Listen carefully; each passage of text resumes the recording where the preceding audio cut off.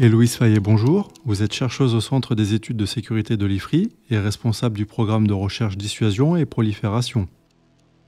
Vos travaux portent principalement sur les questions nucléaires. Vous travaillez également sur les forces armées au Moyen-Orient, la politique du renseignement en France et la prospective stratégique. Vous intervenez régulièrement pour des formations à Sciences Po Paris, à l'École normale supérieure et à l'Institut des hautes études de la défense nationale, l'IHEDN.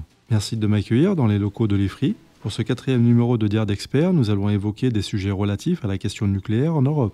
Dans un premier temps, nous allons évoquer la fin du traité sur les forces nucléaires à portée intermédiaire. Selon vous, quelles sont les principales évolutions qui suivent la fin de ce traité ? Oui, tout à fait. Alors le FMI, c'était l'un des derniers vestiges, on va dire, des traités justement qui ont été mis en place pendant et après la guerre froide. Et donc c'est un traité qui a été dénoncé en 2019. Alors dénoncé dans un premier temps par Donald Trump, qui à l'époque était président des États-Unis, et puis ensuite du coup en réaction par Vladimir Poutine. Alors ce traité, il était très important, donc il a été mis en place après la crise des euromissiles. Donc pour ceux qui n'étaient pas nés, comme moi d'ailleurs, c'était les Russes en fait, donc dans les années 80, avaient développé des missiles qui étaient capables de frapper le territoire de l'Europe de l'Ouest depuis le territoire russe. Donc vraiment des missiles en fait de portée intermédiaire. Et en voyant cela, les États-Unis avaient paniqué, et donc du coup il y a eu des tas de mécanismes qui ont été mis en place pour mettre fin, pour détruire cette catégorie d'armement, et donc précisément des missiles balistiques ou de croisière d'une portée entre 500 et 5000 km qui pouvaient soit porter des charges conventionnelles, soit des charges nucléaires, soit les deux. Alors c'était uniquement les missiles sol-sol, et donc les missiles en fait pouvant être tirés donc, depuis un avion, enfin un aéronef, ou depuis un sous-marin ou un bâtiment de surface, n'étaient pas concernés par le FMI. Mais ça a quand même permis du coup de supprimer une grande catégorie d'armement. C'est à ma connaissance le seul traité qui a permis de faire ça. Et donc pour l'instant, enfin voilà, il a tenu le coup jusque dans les années 2010, où la Russie a été accusée par les États-Unis de développer un missile qui serait potentiellement donc en violation des conditions du traité FNI, donc le missile SSC-8, d'une portée légèrement supérieure à 500 km. Donc, il y a eu pas mal de dossiers en fait de renseignements qui ont été rendus publics là-dessus. Donc c'est pour ça que Trump, qui d'ailleurs n'a jamais été très très fan des traités et des accords, on peut se rappeler que c'est lui qui est sorti aussi de l'accord sur le nucléaire iranien, donc le JCPOA, et puis du traité Open Skies aussi, si les souvenirs sont bons. Et donc lui a décidé de sortir du traité, mais en présentant ça comme une réaction aux violations du traité par la Russie, ce qu'on peut effectivement considérer comme assez légitime. Du coup, ce traité prend fin, on sort du traité en 2019, et donc depuis, en fait, tout le monde est libre. Alors, ce traité, évidemment, il ne concernait que les États-Unis et la Russie, donc techniquement, les autres pays européens auraient pu développer des missiles balistiques de cette portée-là. Ça ne s'était pas fait parce qu'on voulait un peu suivre le modèle américain. On va en reparler, mais là, on voit que, en fait, il y a des intérêts, notamment en France, pour développer ce genre d'armement. Et puis alors de l'autre côté, la Chine, elle n'a jamais été contrainte par le FNI, et donc là-bas c'est un peu la foire justement aux missiles, alors, des 12 000 modèles, des F5, 17, 21, alors ça concerne plein de systèmes différents, mais voilà, eux ne se sont jamais encombrés en fait de régulation sur leurs armements conventionnels et nucléaires. Et donc ça pose plein de problèmes aux États-Unis actuellement, mais aussi à Taïwan, à la Corée du Sud, parce que ça les rend en fait potentiellement vulnérables à une attaque chinoise. Et donc comme je disais, depuis que FNI n'est plus en fonction, donc les États-Unis sont en train aussi de développer des missiles de portée intermédiaire. Donc on a plusieurs projets qui sont souvent d'ailleurs en plus hypersoniques, parce qu'en parallèle de cette levée, de cette fin d'une sorte de restriction sur les portées, il y a eu aussi l'innovation de l'hypersonique. Et donc du coup il y a deux programmes disons américains les plus importants, donc le programme PRSM et puis aussi le programme LRHW, donc le Long Range Hypersonic Weapon. Et donc c'est vraiment en fait les deux programmes américains qui sont dans ce segment entre 500 et 5000 km et qui pourraient à terme être déployés en Europe. Et ça, en fait, c'est même prévu en fait dans le cadre d'un accord entre l'Allemagne et les États-Unis que certains de ces systèmes puissent faire des rotations sur le territoire allemand. Et puis, ça sera aussi des systèmes évidemment déployés en Asie. Alors, en voyant ça, la Russie, de Poutine a tout de suite réagi en disant bon, du coup, si les États-Unis développent ce genre de missiles et en plus les déploient en Europe, nous c'est pareil, il n'y a plus rien qui nous retient. Et donc récemment, Poutine a annoncé le développement assumé de missiles de portée intermédiaire à charge conventionnelle et à charge nucléaire. Et donc là, en fait, on voit que ces systèmes utilisables pour des frappes dans la profondeur, donc afin de réussir en fait à pénétrer les défenses des adversaires, essayer de passer les boucliers anti-missiles et puis de frapper des sites stratégiques et des centres de gravité, reviennent totalement sur le devant de la scène. Et on publiera d'ailleurs en octobre une note à l'IFRI sur ce sujet, sur le retour des frappes dans la profondeur en Europe, mais aussi en Asie et au Moyen-Orient. La Russie est l'un des rares pays au monde à posséder une triade de vecteurs nucléaires. Quelle est votre approche de ces équipements russes ? Et donc l'effort en fait de modernisation russe de ces armements nucléaires, qui passe, donc, comme je l'ai dit, par le déploiement et la construction de nouveaux missiles de portée intermédiaire, en fait, elle s'applique à toutes les trois composantes de la triade nucléaire. Donc la composante océanique, donc les sous-marins, la composante aérienne, aéroportée, donc là les bombardiers, et puis les missiles de croisière, voire les missiles aérobalistiques. Et puis, évidemment, la composante terrestre avec ces ICBM. La modernisation des trois composantes, elle a surtout été engagée à partir des années 2010-2015, lorsqu'il y a eu déjà assez d'argent pour le faire. Et puis, une fois aussi que les forces conventionnelles russes avaient été un petit peu remises à plus. En fait, là, il faut revenir quasiment à la fin de la guerre froide, début des années 90. La Russie donc, sort évidemment économiquement exsangue de la guerre froide, et à ce moment-là, les forces nucléaires, donc les forces stratégiques, sont encore, disons, au top niveau par rapport à celles des États-Unis, mais pas du tout les forces conventionnelles. Elles ont été notamment très, très sollicitées en Afghanistan, et du coup, il y a un déséquilibre entre la puissance des forces nucléaires et l'impuissance des forces conventionnelles. Ce qui amène du coup, on en reparlera ensuite, ce qui amène la doctrine à s'appuyer plus sur les forces nucléaires, enfin donner un rôle plus important aux forces nucléaires. Ce qui n'est pas forcément très bon pour une question de seuil d'emploi, ce genre de choses. Du coup, Poutine, les dirigeants russes, donc ensuite Vladimir Poutine, Medvedev aussi, investissent beaucoup dans les forces conventionnelles. Et donc du coup, oui, les dirigeants russes successifs ont du coup remis de l'argent dans les forces conventionnelles afin de revenir à un certain équilibre. Et donc, une fois que la remise en forme des forces conventionnelles a été achevée, ils ont à nouveau pu du coup moderniser la triade nucléaire.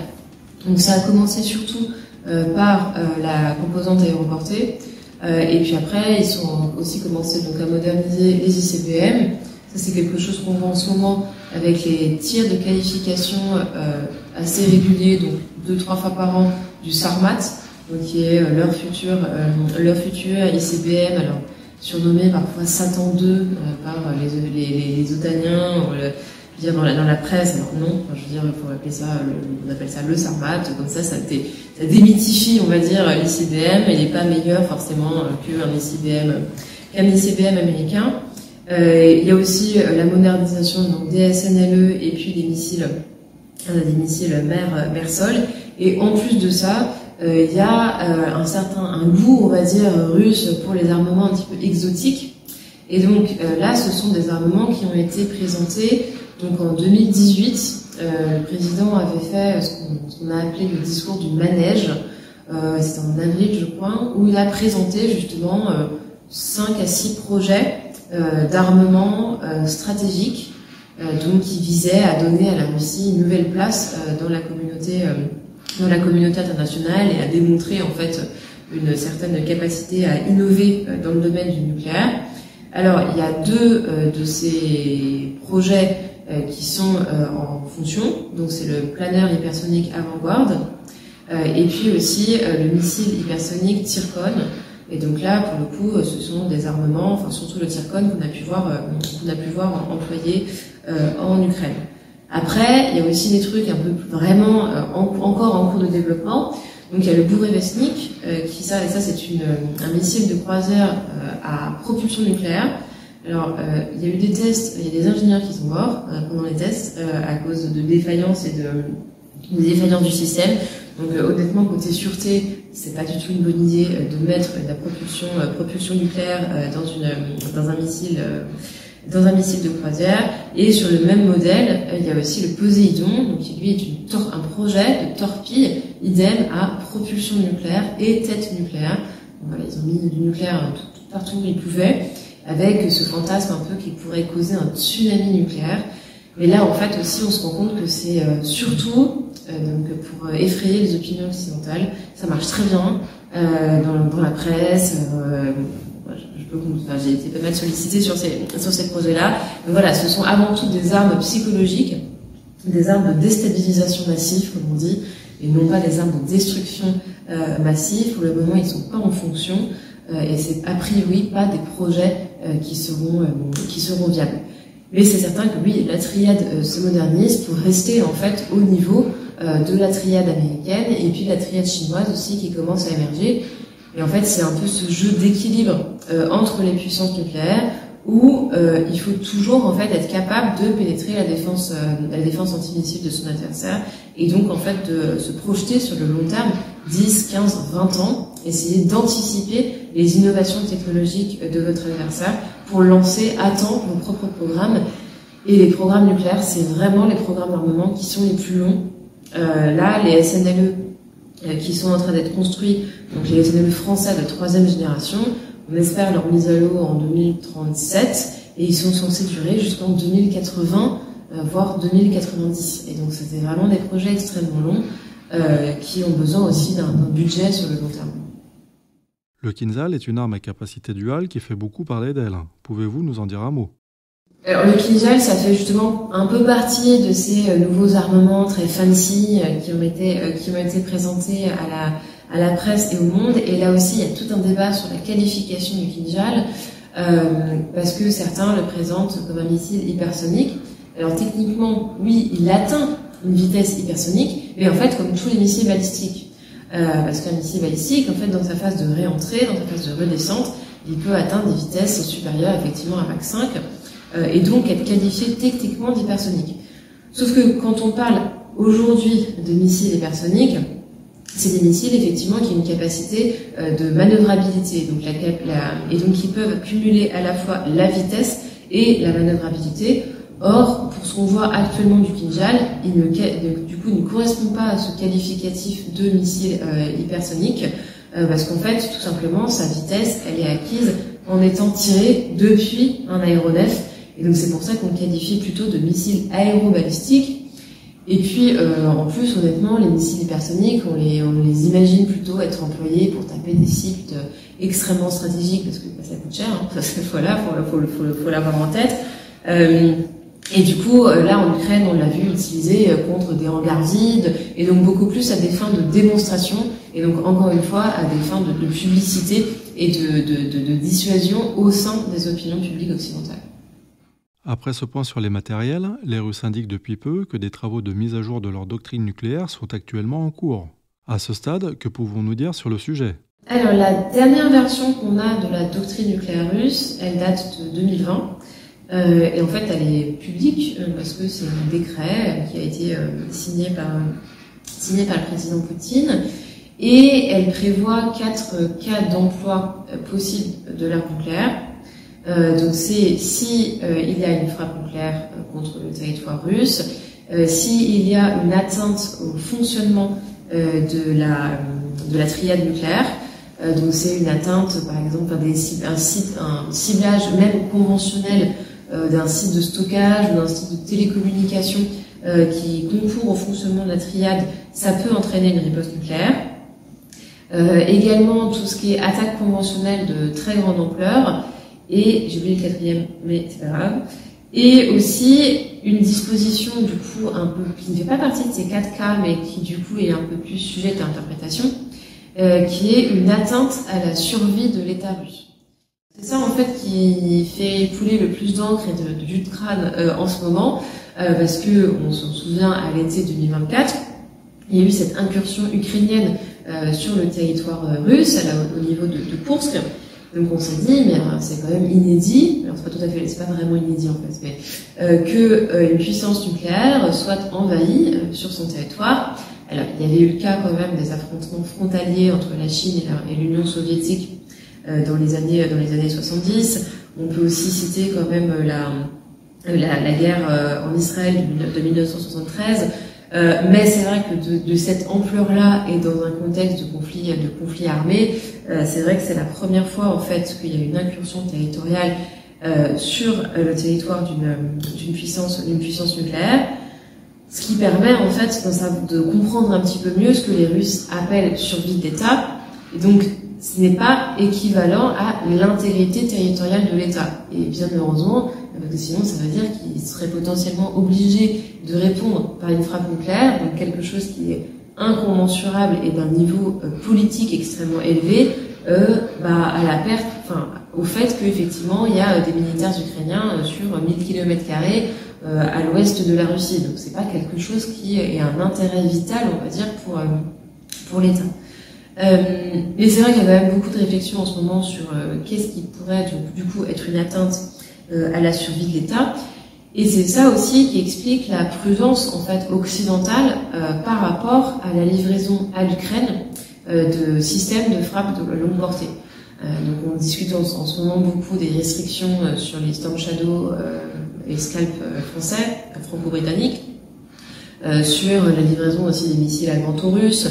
On avait débattu avant sur la livraison des F-16, et à chaque fois, la question c'est qu'est-ce qu'on peut autoriser, entre guillemets, les Ukrainiens à frapper pour qu'ils réussissent à revenir en position de force dans le conflit, mais sans non plus, entre guillemets, provoquer la Russie. Mais c'est compliqué à évaluer, parce que pour que les Ukrainiens gagnent, et donc réussissent à amener la Russie sur la table de négociation quand les Ukrainiens seront prêts à le faire, il faut qu'ils tapent des sites qui ont une valeur pour les Russes. Là, et donc c'est là en fait que se joue effectivement un peu cette bataille des perceptions et cette tentative de bien comprendre ce qui serait la ligne rouge, la fameuse ligne rouge pour la Russie. Donc c'est en voyant tout ça, en voyant qu'en fait leur doctrine n'avait pas été suffisante pour dissuader l'Occident d'intervenir dans le conflit en livrant des armes à l'Ukraine, que les experts, les stratèges, les chercheurs russes et le gouvernement russe se sont dit du coup notre doctrine elle va pas, et donc il faut réviser la doctrine. Donc ça c'est un processus qui est en cours depuis à peu près 6 mois, enfin depuis le début de l'année 2024. On voit de temps en temps des tribunes dans la presse russe, dans les think tanks russes, notamment de personnes comme Karaganov ou Dmitry Trenin, qui expriment effectivement l'inadéquation entre la situation actuelle et la doctrine nucléaire russe. Et là aussi, c'est un peu un jeu en fait entre Poutine et ses sbires, parce que pour le coup, le président Poutine, lui, effectivement, il disait qu'il faut un peu réviser la doctrine, mais il le fait dans des termes très très policés, très calmes. Il a rappelé plusieurs fois justement le concept de la doctrine actuelle qui en fait n'envisage pas d'emploi de l'arme nucléaire actuellement dans le conflit ukrainien. Donc lui il est très calme, ce qui permet de créer un contraste avec justement ces chercheurs, les influenceurs russes qui passent à la télévision et qui expliquent que en 6 minutes ils peuvent raser Paris ou Londres, et ce qui du coup fait apparaître Poutine comme un dirigeant extrêmement responsable par rapport à la menace nucléaire. Donc là aussi c'est tout un jeu en fait de déclaration, un jeu très politique, parce qu'il faut le rappeler, l'arme nucléaire c'est une arme politique, c'est pas du tout une arme d'emploi sur le terrain. On parlera du tactique ensuite, mais même ça a quand même des conséquences politiques extrêmes, et donc c'est beaucoup plus une arme de dialogue et de démonstration plutôt qu'une arme qui serait employée sur le champ de bataille. Donc on a cette réflexion doctrinale en cours, donc on se demande un peu à quoi ça va aboutir. Mais est-ce qu'on peut vraiment s'attendre à un abaissement du seuil de l'emploi nucléaire? Moi, je pense pas. Mais c'est sûr qu'il y aura peut-être des précisions supplémentaires apportées à ce qu'ils appellent l'intégrité du territoire, enfin, au contraire, la survie de l'État, ou, à l'inverse, encore plus d'ambiguïté pour essayer de couvrir un champ beaucoup plus large de cas possibles d'usage de l'arme nucléaire. Mais voilà, c'est certain qu'il y a une réflexion en cours sur les armes nucléaires en Russie, du fait que eux considèrent qu'on aurait dû avoir peur de leurs armes nucléaires, que tous les tirs de qualification et puis justement les exercices, tous les discours auraient dû dissuader l'Occident de nous faire intervenir et de soutenir l'Ukraine. Alors heureusement, ça n'a pas trop marché sur la France, la Pologne, les États baltes, les États scandinaves qui eux se sentent directement menacés par la Russie ou qui comprennent ce jeu dissuasif. La France est en bonne position pour le comprendre étant donné qu'on a nous-mêmes des armes nucléaires. Et malheureusement, comme d'autres pays comme l'Allemagne, les menaces nucléaires semblent être un peu plus efficaces. Et donc du coup, c'est aussi pour ça qu'on voit au gouvernement allemand une frilosité assez élevée à l'idée d'être beaucoup plus visible dans le soutien à l'Ukraine et donc de livrer des armes de longue portée. Et c'est vrai que, comme on le disait, les exercices jouent un rôle très important là-dedans. Ça fait partie de ce qu'on appelle le signalement stratégique. Donc c'est ce qui permet en fait à un État de montrer sa capacité technique, opérationnelle, humaine, politique à employer une arme nucléaire si besoin en était. Donc les Russes avaient un cycle assez régulier d'exercices stratégiques, donc ils s'appellent les exercices GROM, où ils peuvent mettre en lumière en fait leur capacité. Ils testent aussi eux-mêmes en fait leur capacité à être bien coordonnés, à ce que les systèmes de commande et de communication nucléaire fonctionnent bien, ce genre de choses. Donc ils avaient fait un exercice GROM un peu avant le début de la guerre en Ukraine. C'est des exercices aussi où parfois, et puis il y a des exercices aussi conventionnels. Donc voilà, Zapad, et puis pensez dans l'Est, c'est les exercices Vostok, où là aussi il peut y avoir une petite dimension nucléaire, ou en tout cas ils réfléchissent à comment mieux articuler les forces conventionnelles et les forces nucléaires. C'est aussi le moment pour eux de démontrer la fiabilité, la solidité de leurs alliances, parce que dans les exercices les plus récents, il y avait une participation chinoise par exemple, des exercices aussi maritimes conventionnels où les Chinois et puis parfois même des Iraniens. Et donc voilà, tous ces exercices font partie de cette communication stratégique et de ce signalement stratégique pour jouer sur les perceptions de l'Occident. Alors ça nous permet aussi tout simplement du coup indirectement de mieux comprendre ce qu'ont les Russes, parce qu'il n'y a pas mieux que de sortir du matériel. Et puis nous derrière on prend les petites images satellites où on regarde grâce à l'OSINT en fait comment se déroule l'exercice, et donc c'est très bien pour observer les nouvelles versions de missiles, pour voir s'il y a des petites modifications en termes de conception de la manœuvre, ce genre de choses. C'est vraiment une mine d'or les exercices. Donc voilà, c'est à double tranchant. C'est que d'un côté eux ont besoin de s'exercer, et de l'autre ils savent que ça leur permet en fait d'être espionnés. Et c'est aussi beaucoup une démonstration de force, exactement comme nous, la France, donc tous les 3 à 4 mois, on a un exercice poker, donc c'est l'exercice des forces aériennes stratégiques, auquel l'armée de l'air tout entière, enfin pas tous les aéronefs de l'armée de l'air, mais aussi les composantes conventionnelles, on va dire, de l'armée de l'air participent, pour jouer par exemple l'équipe ennemie, donc les rouges, pour jouer aussi les systèmes de défense sol-air.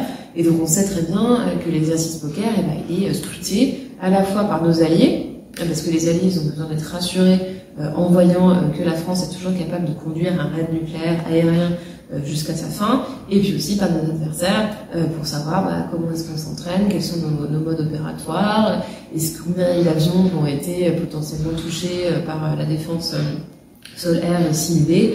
Et là aussi, voilà, c'est un moyen de démontrer la crédibilité de la dissuasion nucléaire française, et puis aussi du coup russe, américaine. Alors les Chinois c'est beaucoup plus compliqué parce qu'on ne les voit pas s'entraîner. Alors peut-être qu'ils ne s'entraînent pas, mais ils ont une triade beaucoup moins fonctionnelle, beaucoup moins coordonnée que les Occidentaux. Après, c'est vrai que du coup, là, il y a une nouveauté ces derniers mois. C'est donc cet exercice nucléaire tactique qui a été joué avec la Biélorussie, où, pour le coup, là, les Russes ne se cachent plus d'un possible, du fait qu'ils s'entraînent avec des armes nucléaires tactiques qui sont déployées a priori désormais en Biélorussie. Alors, sous contrôle entier de la Russie, n'en déplaise à Loukachenko, qui lui, a priori, aimerait bien avoir un peu son mot à dire sur l'emploi des armes nucléaires qui sont stockées sur son territoire. Mais en fait, là aussi, ça sert quand même surtout un but politique pour montrer la solidité de l'alliance entre la Biélorussie et la Russie, et puis aussi montrer aux Occidentaux que les Russes peuvent sans problème se rapprocher de la frontière otanienne et donc de la frontière avec notamment la Pologne. Après, de là à utiliser vraiment une arme nucléaire tactique contre un pays de l'OTAN, je pense qu'on en est très loin, tout simplement parce que dans ce cas-là, l'OTAN pourrait répliquer avec ses propres armes nucléaires, et ce serait mauvais pour tout le monde. Pouvez-vous nous parler des matériels déployés par les Russes dans l'esclave de Kaliningrad? Pour le coup, Kaliningrad, c'est un territoire russe, et donc la Russie a un contrôle plein sur ce territoire-là. Et donc en fait, ils ont mis beaucoup moins de temps à déployer des systèmes conventionnels et nucléaires de moyenne portée à Kaliningrad qu'ils l'ont fait en Biélorussie. En fait, il y a beaucoup moins de portée politique en déployant à Kaliningrad. Là, pour le coup, c'est plutôt un rôle opérationnel. Et puis un rôle aussi d'augmenter éventuellement le contrôle, d'essayer de reprendre un peu le contrôle de la mer Baltique, qui est devenue en fait quasiment où la présence de l'OTAN s'est renforcée par l'adhésion de la Suède et de la Finlande, alors que le déploiement en Biélorussie, c'est beaucoup plus politique. Et puis pour le coup, il y a des vraies questions aussi qui se posent en termes de protection des armes nucléaires qui sont sur place, en termes de sûreté, en termes d'une éventuelle, on l'a dit, délégation de l'autorisation de lancement, de délégation du contrôle. Et le déploiement en Biélorussie, il a été fait plutôt ça a été présenté comme ça par les Russes, pour imiter le mécanisme de DCA. Donc DCA, c'est les Dual Capable Aircraft, qui sont donc des avions, notamment italiens, allemands, belges, néerlandais et turcs, qui peuvent du coup emporter des armes nucléaires américaines qui sont stockées dans ces pays-là, dans le cadre de ce qu'on appelle le nuclear sharing au sein de l'OTAN. Donc en fait, ça fait très très longtemps que les Russes critiquent ce système de partage nucléaire en disant que ça viole le traité de non-prolifération nucléaire. Bon, ils savent très bien que là aussi, c'est une arme et ce serait bon politique. Parce que, je veux dire, j'ai un grand respect pour les pilotes belges, et s'il y a des Belges qui nous écoutent, voilà. Mais je pense que la Russie n'est pas forcément dissuadée par la perspective qu'un pilote belge va aller larguer une B-61 sur Moscou. Bon, je pense qu'on peut être assez réaliste sur le sujet, mais là aussi, en fait, c'est plutôt un signal du commitment et de l'engagement américain à défendre, en fait, l'Europe et l'OTAN. Et donc, les Russes ont arrêté en fait de critiquer le DCA et se sont dit à la place, on n'a qu'à faire pareil qu'eux, et donc à déployer des armes nucléaires tactiques en Biélorussie, mais qui, pour l'instant, à ma connaissance, même s'il y a des informations sur un possible entraînement de pilotes biélorusses pour qu'ils puissent là aussi en fait emporter des armes nucléaires, aéroportées pour le coup, je crois que ce qui a été déployé, c'est plutôt du sol-sol. Mais ça reste assez flou en fait. Le modèle actuel donc de B-61, effectivement, comme je le disais, c'est quand même essentiellement politique. Déjà parce que les avions, parce que la bombe elle-même est pas forte. C'est un vieux modèle. Ça n'a pas forcément des capacités de pénétration et de manœuvrabilité très très élevées. Après, quand on parle de bombe à gravité, on a toujours un peu en tête Fat Man, Little Boy à Hiroshima Nagasaki qui tombe comme ça tout droit. Bon, là, c'est quand même un peu amélioré. Je veux dire, ça a une forme quand même un peu plus aérodynamique. C'est pas genre une bombe en forme de méga grenade. C'est quand même un peu plus aérodynamique et donc efficace que ça. Mais en ce moment, il y a une double modernisation en fait. Donc une modernisation des porteurs avec à terme donc des F-16 et puis aussi et des F-35. Et puis, de l'autre côté, aussi une modernisation de la bombe elle-même, donc avec des B-61-12 qui sont en train d'être déployés, Et il me semble aussi qu'il y aura à terme des B-61-13. Et donc là, ça améliore à la fois la puissance de l'arme. Là, honnêtement, on n'est plus vraiment sur du tactique. Alors, j'ai plus les chiffres en tête, mais je crois qu'on est quand même largement au-delà de 100 kilotonnes, dans mon souvenir. Donc, on peut considérer qu'on est au-delà du tactique.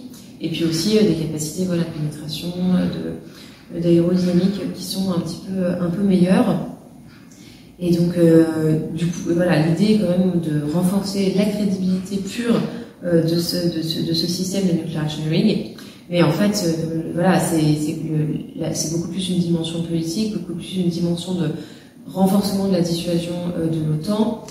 Et puis, au sein de l'OTAN, il y a aussi ce qu'on appelle le Nuclear Planning Group, qui permet justement à ces pays, en fait à tous les pays de l'OTAN sauf la France, parce que pour l'instant on ne peut pas être dedans pour des raisons politiques, d'échanger en fait les questions de doctrine, de partager du renseignement, ce genre de choses.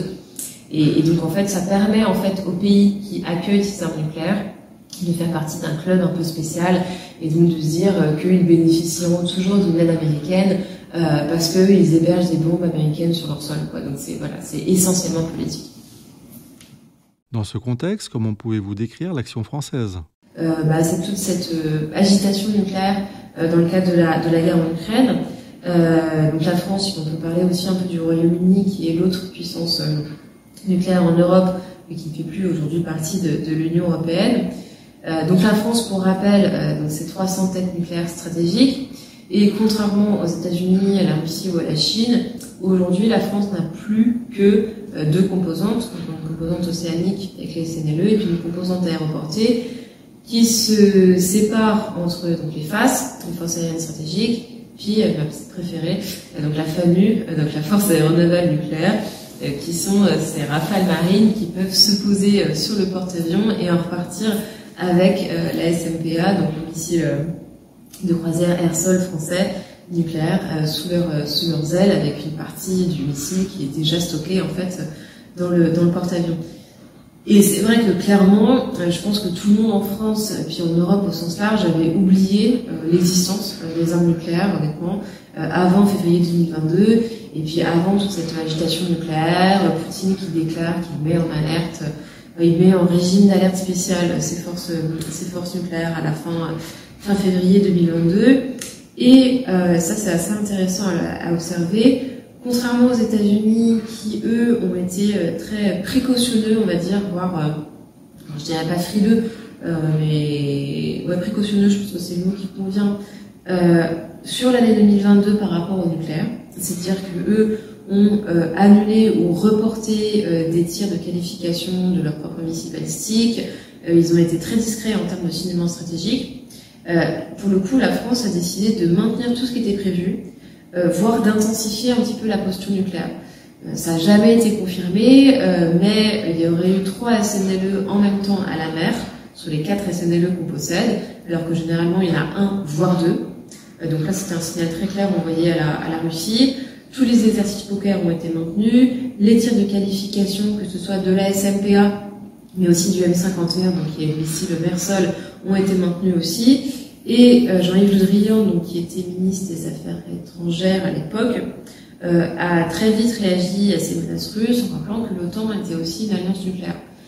Et donc en fait, tout ce discours, c'est très intéressant parce que ça s'est aussi accompagné en France d'un certain revival de l'idée selon laquelle les intérêts vitaux français, donc ceux qu'on défend via l'arme nucléaire, ont aussi une dimension européenne. Alors ça, en vrai, c'était présent dans les textes et dans les réflexions françaises déjà dans les années 70. Mais bon, à l'époque, l'Europe, c'était genre le Benelux, l'Allemagne de l'Ouest, et puis à la limite un peu l'Italie, si on voulait être gentil, peut-être l'Espagne aussi.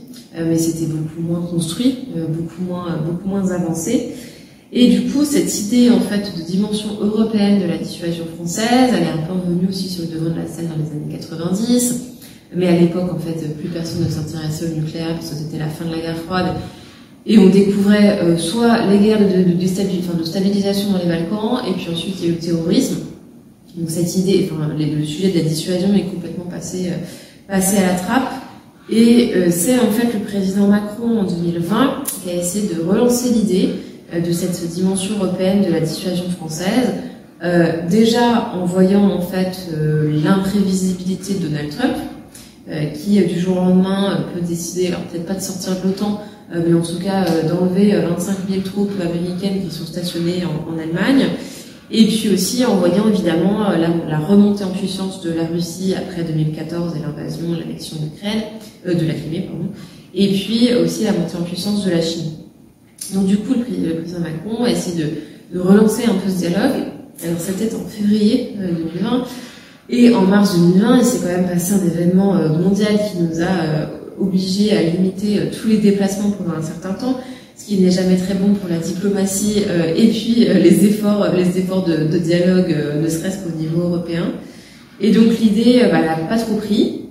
Et c'est en fait donc du fait de la guerre en Ukraine, donc à partir de 2022-2023, qu'on a vu un soudain surge, enfin un regain d'intérêt au sein de certains pays européens pour cette idée justement d'une dissuasion européenne poussée par la France, donc notamment en Allemagne, mais aussi en Pologne, dans les pays baltes, en Roumanie, en Finlande, en Suède, en gros tous les pays qui se sentent directement menacés par la Russie. Alors évidemment, c'est pas quelque chose de très concret pour l'instant, mais il y a pas mal d'efforts qui sont mis en place là-dedans pour essayer en fait de mieux comprendre ce par quoi nos alliés seraient réassurés au niveau de la dissuasion nucléaire française. Et puis aussi du côté français, du coup, d'être beaucoup plus transparent et concret dans ce qu'on peut proposer. Sauf que, comme on l'a dit depuis le début, la dissuasion est quelque chose d'éminemment politique, qui n'est crédible que si le chef de l'État nucléaire est vraiment prêt à potentiellement risquer son propre pays, en fait, est prêt à engager la survie de son État, parce que typiquement, si vous faites une frappe nucléaire contre la Russie, mais que vous n'arrivez pas à détruire tous les systèmes russes d'un coup, et ben du coup, la Russie peut répliquer et détruire aussi une partie du territoire français. Donc c'est vraiment en fait, c'est là-dessus que repose la dissuasion, c'est que vous devez convaincre votre adversaire que s'il vous attaque, alors il s'expose à des dégâts tels que l'attaque initiale n'en vaut plus le coup. Mais donc il faut bien que les deux, en fait, que les chefs d'État sachent qu'ils soient prêts potentiellement à engager du coup la survie de l'État. Donc bref, pour l'instant, le président actuel, le président Macron, est considéré comme plus ou moins crédible par les alliés parce qu'il a quand même un gros tropisme européen. Mais en 2027, on n'est absolument pas à l'abri en France de l'arrivée au pouvoir d'un président ou d'une présidente foncièrement anti-Europe. Et donc là, en fait, il y a un gros risque de perte de crédibilité de la France sur en fait l'engagement dans la défense de l'Europe, une défense qu'elle soit conventionnelle ou nucléaire, et en fait on voit une vraie crainte de nos alliés par rapport à ça. Dans l'hypothèse d'un élargissement de la couverture nucléaire française à l'Europe, quel impact matériel cela aurait-il ? Alors ça c'est un vrai sujet, mais du coup effectivement se présupposer que c'est territoire contre territoire, c'était à la limite valide pendant la guerre froide, mais aujourd'hui on parle plutôt de l'idée de la valeur France.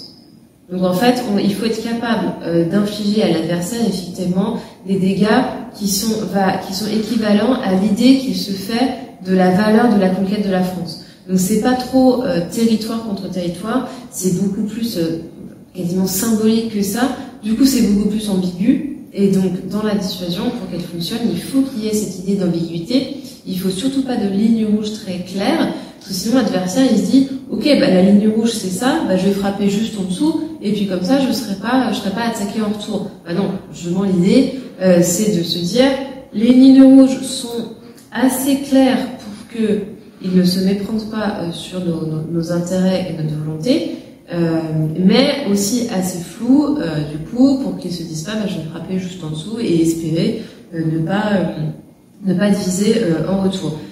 Mais c'est certain que dans cette idée, en fait, alors pas vraiment d'élargissement, c'est pas vraiment une dissuasion élargie au sens américain, mais dans cette idée d'européanisation de la dissuasion française, il y a le sujet du nombre de têtes qui se pose, et ça c'est pas du tout un débat tranché, déjà au sein de la communauté stratégique française, parce que, en fait, a priori, actuellement, En fait, le dégât de 10 armes nucléaires stratégiques, en fait, on ne peut même pas s'en rendre compte tellement il est considérable. Donc en fait, je veux dire, 100 têtes, 150 têtes, 200 têtes, en réalité, on part vraiment dans des considérations totalement inimaginables, une destruction en fait telle qu'on en a jamais vu. Mais c'est certain que si aujourd'hui on dit 300 têtes françaises, c'est ce qu'on appelle la stricte suffisance. Donc c'est ce qu'on considère être effectivement nécessaire pour déjà réussir à pénétrer les défenses anti-missiles russes et puis ensuite effectivement infliger des dégâts inacceptables. Voilà. Et donc il y a cette réflexion effectivement du coup ce qu'il faudrait augmenter le nombre de têtes si on veut protéger plus de pays. Alors je pense que la Russie se sentirait entre guillemets autant dissuadée, enfin sait que c'est pas le nombre, c'est pas la taille de l'arsenal qui compte. Je pense que la Russie le sait. Ce qui compte, c'est la crédibilité politique justement du dirigeant. En revanche, il est très possible que les alliés, donc ceux qu'on cherche à réassurer au travers de la dissuasion française, eux se sentent plus rassurés par un arsenal plus gros, parce qu'ils équivalent effectivement efficacité de la dissuasion avec taille de l'arsenal, voire avec du coup un système similaire à celui des Américains et un stockage, un déploiement d'armes nucléaires françaises à l'étranger. Ce qui n'est pas du tout envisagé maintenant, déjà pour des questions de souveraineté, parce qu'en fait, la bombe à gravité américaine qui est stockée dans certains pays de l'OTAN, elle ne sert qu'à ça, c'est-à-dire qu'elle ne fait pas partie de l'arsenal américain qui sert à protéger les États-Unis, les alliés et partenaires des États-Unis. Mais du coup, en France, nous, on n'a que la SNPA ou le M51. Donc du coup, on va pas... ça poserait potentiellement des problèmes de souveraineté d'avoir des ASNPA en France et puis aussi des ASNPA genre en Pologne ou en Allemagne. Donc les solutions qui peuvent s'envisager, c'est quand on aura donc la SN4G, qui est le futur missile de croisière nucléaire français, pourquoi pas garder les ASNPA et donc en confier aussi à l'Allemagne et à la Pologne. Mais là, il y a une question aussi de délégation de la frappe qui se pose. Or, la doctrine française est très claire là-dessus quand même. La décision de lancement, elle est au président et uniquement au président. Donc, qu'est-ce que les Allemands verraient comme avantage à avoir des ASNPA français, donc déjà vieux, sur leur territoire, s'ils n'ont aucun contrôle sur leur lancement? Je pense qu'en fait, ça servirait pas à grand-chose. Donc effectivement, la question de la concrétisation de cette dimension européenne de la dissuasion française, elle est complètement imaginée. Et on travaille, la communauté française là-dessus travaille beaucoup. Si cette vidéo vous a plu, le pouce en l'air fait toujours plaisir, tout comme l'abonnement à la chaîne. Merci pour votre visite et à bientôt sur LTDO.